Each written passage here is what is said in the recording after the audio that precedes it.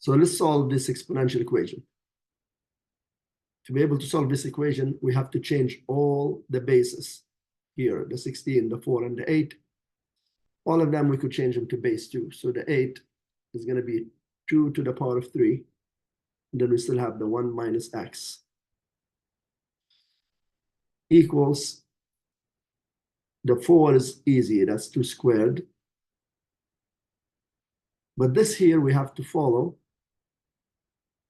the b root of x to the a equals x to the a over b.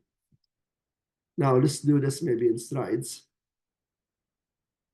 16 is 2 to the power of 4, and it's cube rooted. Now 2 to the power of 3 minus 3x equals, is going to be 2 to the 4/3 over 2 squared. Now, when we're dividing, we minus the exponent, so I'm just going to take the 4/3 and take away 2 here. And 2 is the same as 6 over 3, if we want to do a common denominator. So that gives me negative 2/3. So now can we say this is going to be 2 to the power of 3 minus 3x equals 2 to the negative 2/3. Now we could cancel the bases. We have 3 minus 3x equals negative 2/3.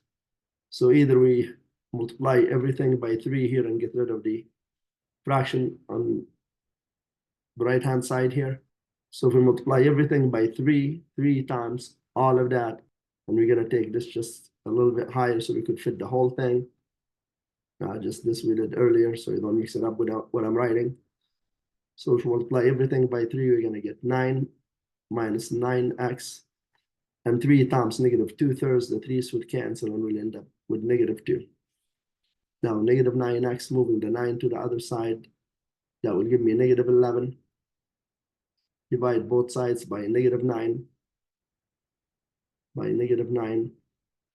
and therefore x would equal 11 over 9. As always, thanks for watching. Till next time, bye-bye.